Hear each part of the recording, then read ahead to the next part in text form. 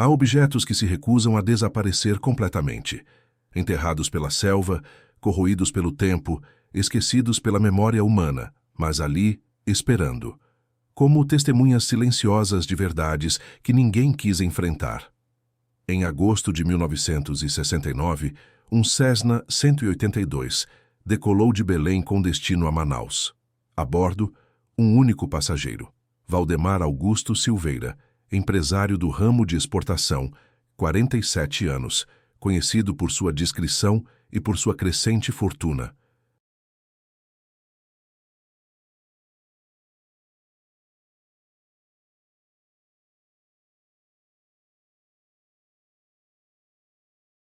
Ele carregava 2 malas, uma pasta executiva e um segredo que custaria sua vida.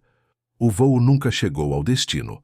Não houve chamado de emergência. Não houve destroços localizados. Não houve corpo. Apenas silêncio. Durante 34 anos, a Amazônia guardou aquele avião como guarda tantos outros mistérios, em suas entranhas verdes, úmidas, impenetráveis. Até que em março de 2003, um biólogo do INPA tropeçou em algo que não deveria existir. Uma estrutura metálica.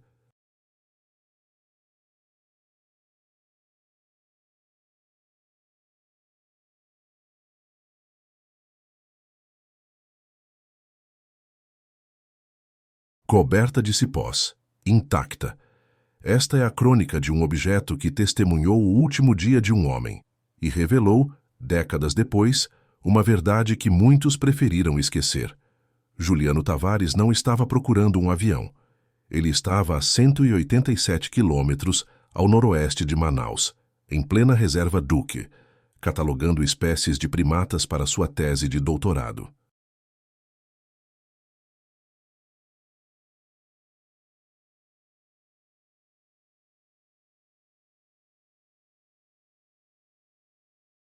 A trilha que seguia não constava nos mapas oficiais.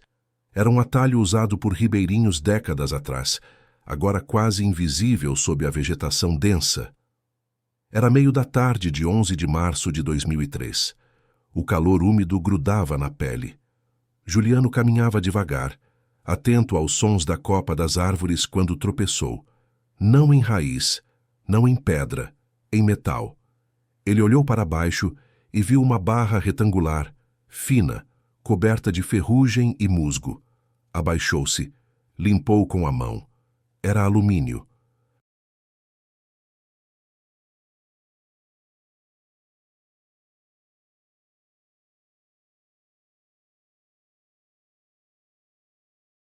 Ou tinha sido. Juliano franziu a testa. Seguiu a barra com os olhos.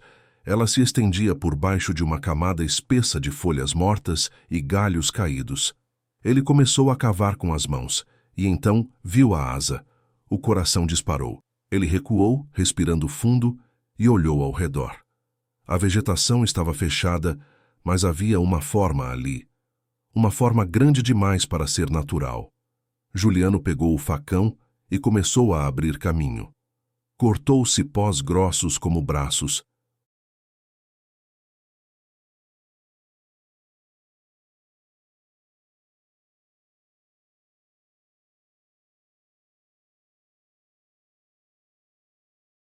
Afastou samambaias gigantes, e a cada passo, a forma ficava mais clara.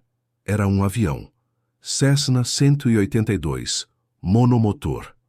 A fuselagem branca, ou o que restava da pintura branca, estava quase completamente tomada por musgos e trepadeiras que subiam pelas laterais como veias.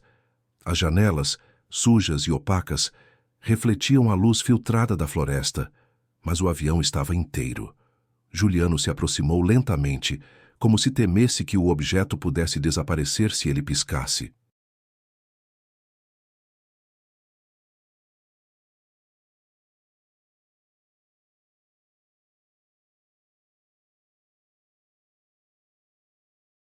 As asas estavam levemente inclinadas, mas presas. O trem de pouso afundado no solo, mas visível. A hélice parada, oxidada, apontando para o céu como um relógio congelado no tempo. Ele caminhou até a porta do piloto. Estava entreaberta. empurrou devagar, e o som ecoou como um gemido metálico, grave, perturbador. O cheiro que saiu da cabine era sufocante. Não era podridão. Era mofo denso, madeira apodrecida, umidade acumulada por décadas.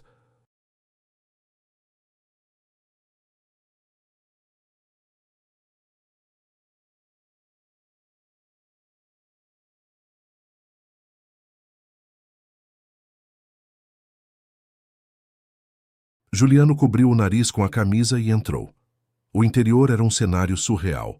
O painel de controles estava coberto de fungos brancos e alaranjados. Os assentos, destruídos, com a espuma exposta e colonizada por insetos. O volante de comando, torto, e no chão, entre a lama seca e raízes finas que haviam penetrado pelas frestas, ele viu algo que fez seu estômago revirar. Ossos, pequenos, espalhados.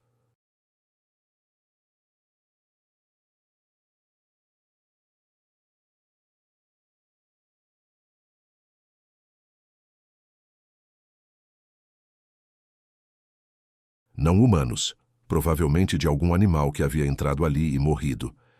Mas a visão bastou para que Juliano sentisse um calafrio. Ele olhou ao redor. Havia destroços de papel, pedaços de tecido apodrecido.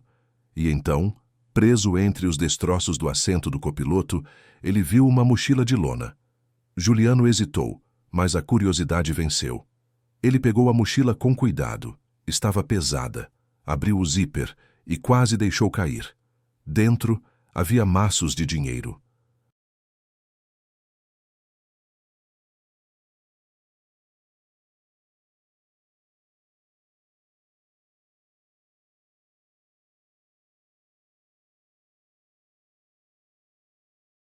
Não dinheiro atual. Notas antigas, cruzeiros, embaladas em plástico grosso, protegidas da umidade, ainda reconhecíveis, ainda intactas. Juliano engoliu seco, fechou a mochila, saiu do avião e respirou fundo. Ele sabia que tinha acabado de encontrar algo que não deveria ter sido esquecido. Pegou o GPS, marcou as coordenadas, tirou fotos e, quando voltou para Manaus 2 dias depois, foi direto à Polícia Federal. Foi só então que a história começou a se revelar.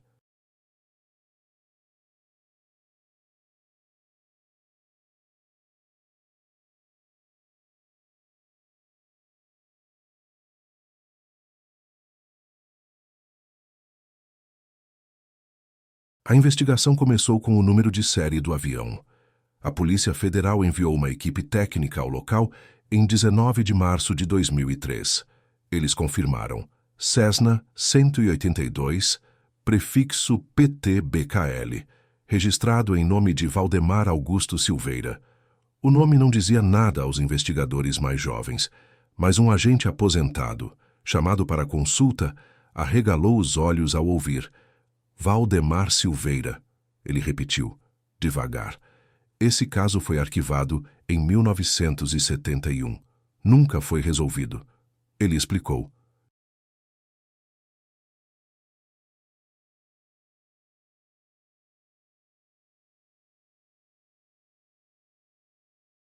Valdemar era empresário, dono de uma firma de exportação em Belém chamada Silveira Ancia, especializada em madeira e produtos regionais.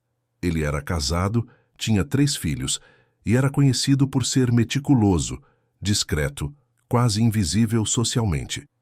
Mas em julho de 1969, a Receita Federal começou a investigá-lo. A acusação era grave: desvio de mercadorias, sonegação fiscal e possível envolvimento em contrabando de madeira nobre sem licença ambiental.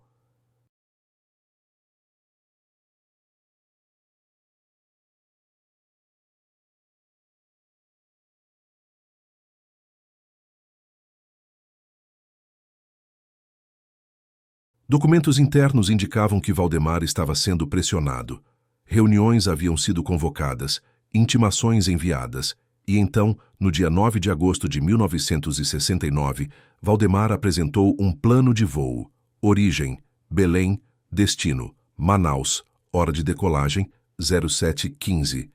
Passageiros: apenas ele.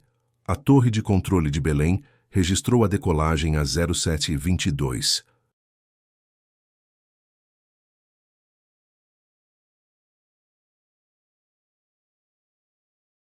Valdemar fez contato por rádio às 08h10, informando que estava a 120 quilômetros ao norte de Santarém, voando em altitude de cruzeiro. Tempo bom. Foi o último contato. Às 10h30, a Torre de Manaus tentou contato. Nada. Às 11h foi acionado o alerta. Buscas aéreas começaram no dia seguinte. Helicópteros da Força Aérea sobrevoaram a rota oficial. Equipes terrestres foram enviadas para vilarejos ao longo do rio. Mas a Amazônia é vasta, impiedosa.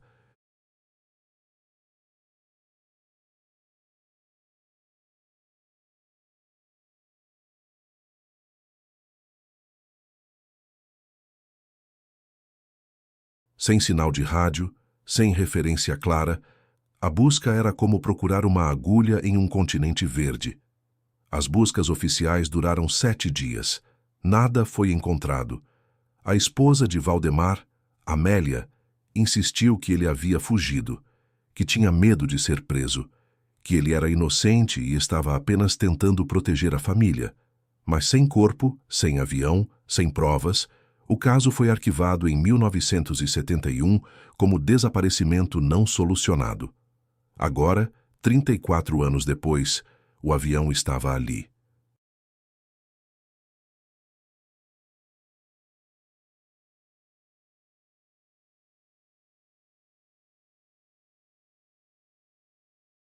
E quando a equipe da Polícia Federal abriu a cabine para a inspeção completa, encontraram algo que mudou tudo. Além da mochila com dinheiro, quase 200 mil cruzeiros, o equivalente a uma fortuna na época, havia uma pasta de couro presa sob o painel de controles. Dentro da pasta, documentos, contratos, recibos, cartas e um caderno de anotações manuscritas. Os papéis estavam danificados pela umidade, mas grande parte ainda era legível.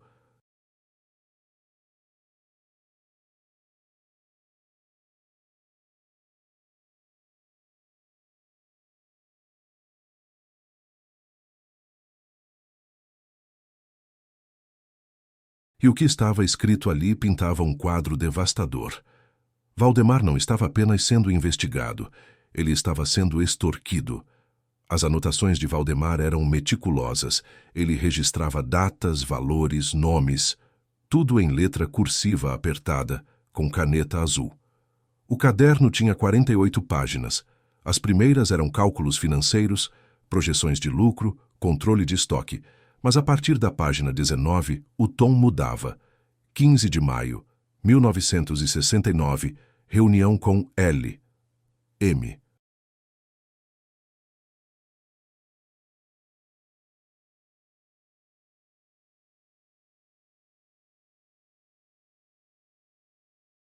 Exigiu 30% do lucro trimestral. Disse que posso evitar problemas se cooperar. 22 de maio, nova intimação da Receita. Coincidência? 4 de junho, L. M. ligou novamente. Ameaçou envolver minha família. Não posso continuar assim. 18 de junho, retirei 150 mil cruzeiros do banco. Separei em 3 partes. Vou esconder uma.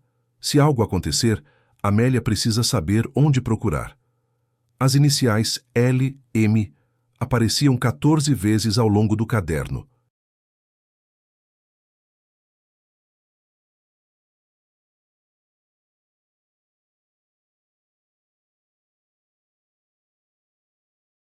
Os investigadores começaram a cruzar informações.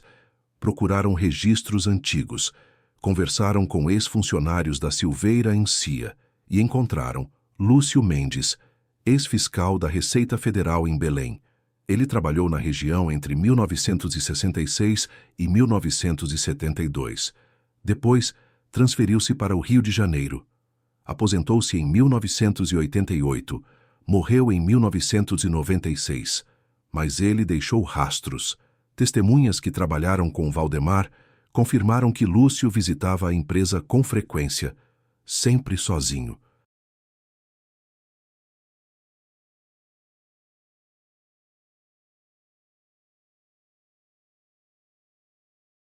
Sempre fora do horário comercial. E sempre saía com envelopes. Era extorsão, disse um ex-contador da Silveira Encia, agora com 81 anos. Todo mundo sabia, mas ninguém falava. Lúcio tinha poder e Valdemar tinha medo. Os investigadores continuaram lendo. 29 de julho, Lúcio disse que a investigação vai avançar, que vão pedir prisão preventiva, que eu preciso pagar mais, não tenho mais dinheiro. 5 de agosto, tomei uma decisão. Vou levar o que tenho e ir embora.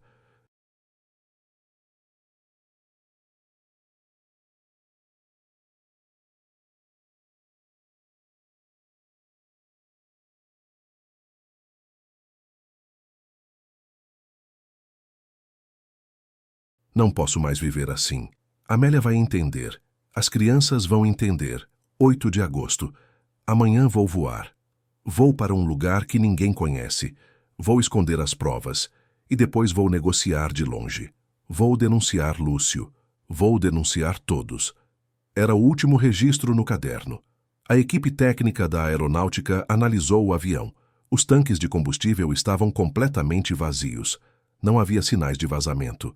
Não havia sinais de sabotagem mecânica direta.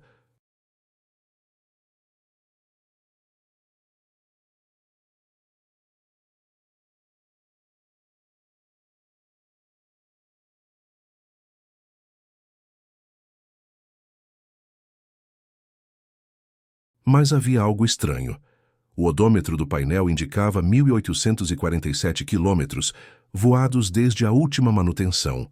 A rota oficial entre Belém e Manaus tinha cerca de 1.300 quilômetros. Valdemar havia voado 547 quilômetros a mais. Os peritos reconstituíram a rota com base no consumo de combustível e na posição do avião. Ele não estava indo para Manaus. Ele estava indo para o interior da floresta, para um ponto específico, um lugar sem pista, sem estrutura.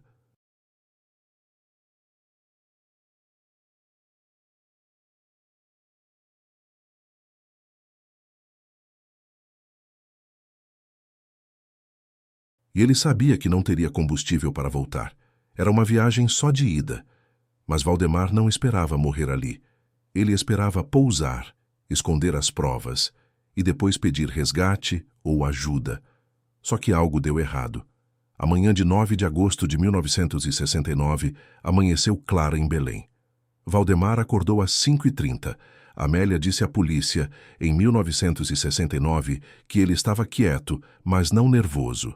Ele tomou café sozinho, beijou os filhos enquanto dormiam e deixou um bilhete na mesa da cozinha.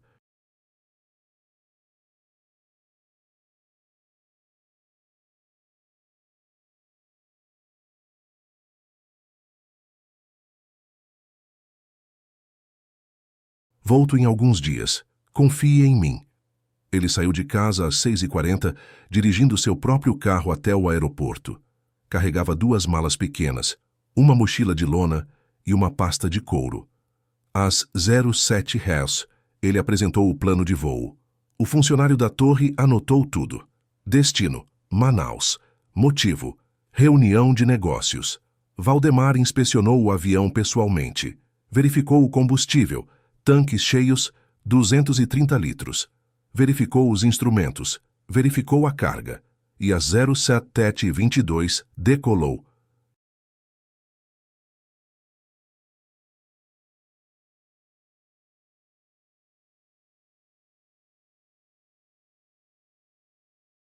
Os primeiros 90 minutos de voo foram normais.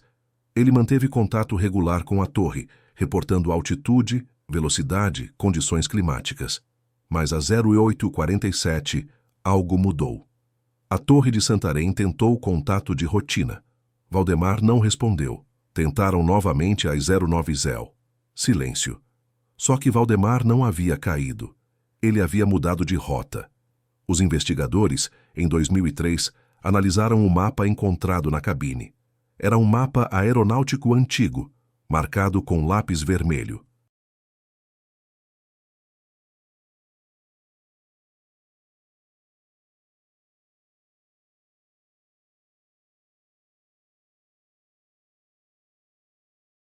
A rota desviava para noroeste, cruzando uma área de floresta densa, sem povoados, sem infraestrutura. No ponto final marcado, havia um pequeno X. As coordenadas correspondiam a um local a apenas 11 quilômetros de onde o avião foi encontrado. Valdemar estava tentando chegar lá, mas o combustível acabou antes. Os peritos estimaram que, às 10h15, o motor começou a falhar. Valdemar teria percebido imediatamente. Teria tentado encontrar uma clareira, e ele encontrou.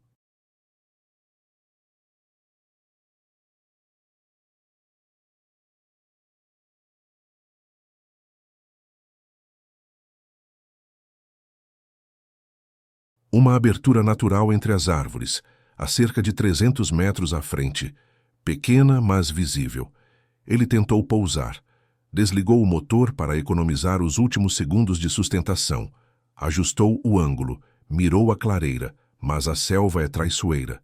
O solo era irregular, macio, coberto de vegetação rasteira que escondia buracos e raízes. O avião tocou o chão com força. O trem de pouso afundou. A fuselagem tremeu. A hélice bateu no solo e parou. Mas o avião não explodiu.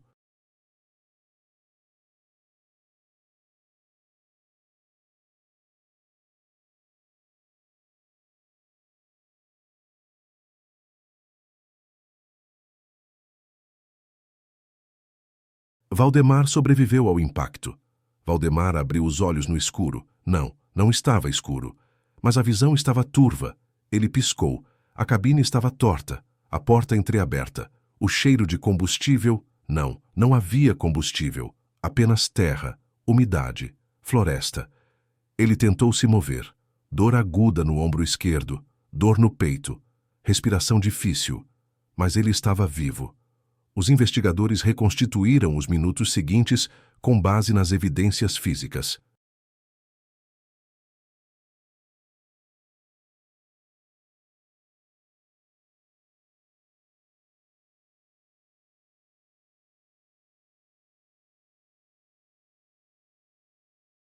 Valdemar conseguiu abrir a porta. Saiu do avião com dificuldade. Caiu de joelhos no solo macio. Respirou fundo. Olhou ao redor. Floresta, densa, silenciosa. Ele voltou para a cabine. Pegou a mochila com o dinheiro, pegou a pasta com os documentos e começou a caminhar. A equipe da Polícia Federal encontrou, a cerca de 150 metros do avião, marcas antigas no solo, galhos quebrados em sequência, um rastro. Valdemar estava ferido, mas consciente.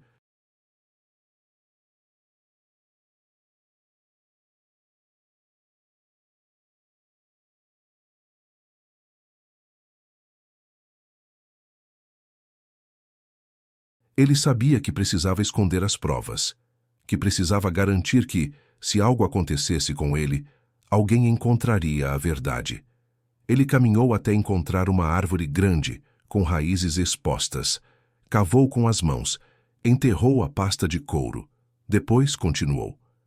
A cerca de 400 metros do avião, encontraram restos de uma fogueira, carvão antigo, ossos de animais pequenos.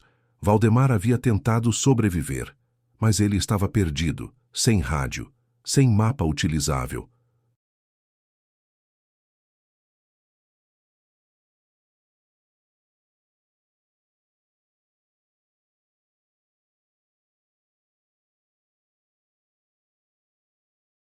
Sem ideia de onde estava exatamente. Ele tentou caminhar em direção ao que achava que seria o norte, mas a selva desorientava. O sol mal aparecia entre as copas das árvores. Não havia referências, e ele estava ferido. A cerca de 800 metros do avião, a equipe encontrou algo que confirmou o fim. Restos mortais. Os ossos estavam parcialmente cobertos por folhas e terra. A roupa, destruída pelo tempo, mas ainda identificável. E ao lado do corpo, uma carteira de couro.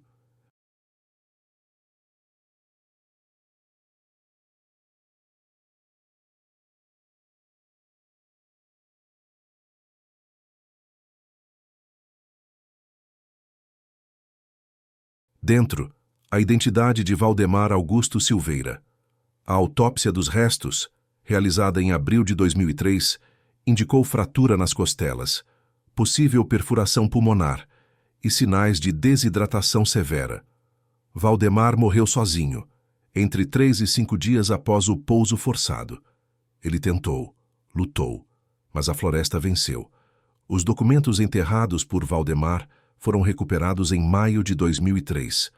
Estavam danificados, mas legíveis.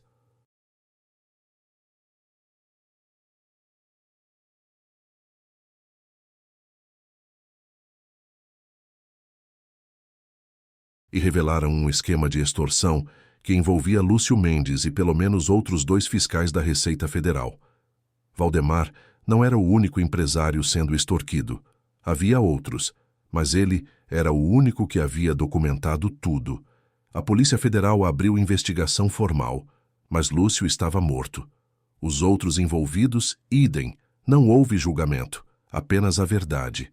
Amélia, a viúva de Valdemar, foi informada em junho de 2003. Ela tinha 79 anos.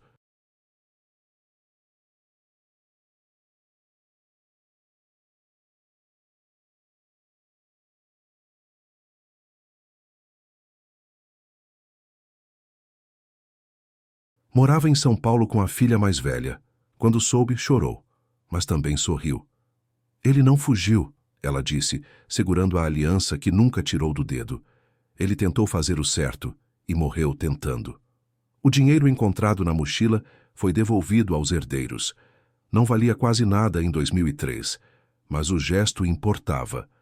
O Cessna 182 foi removido da floresta e levado para um hangar em Manaus. Hoje faz parte de uma pequena exposição sobre aviação na Amazônia.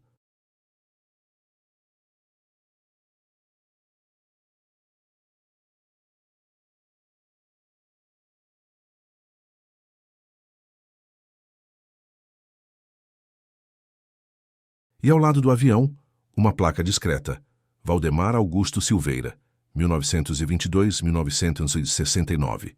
Empresário, piloto, homem que enfrentou a injustiça até o fim. A selva guardou seu segredo por 34 anos. Mas a verdade, por mais enterrada que esteja, sempre encontra um caminho. Mesmo que custe uma vida, mesmo que leve décadas, mesmo que ninguém esteja mais vivo para responder por ela.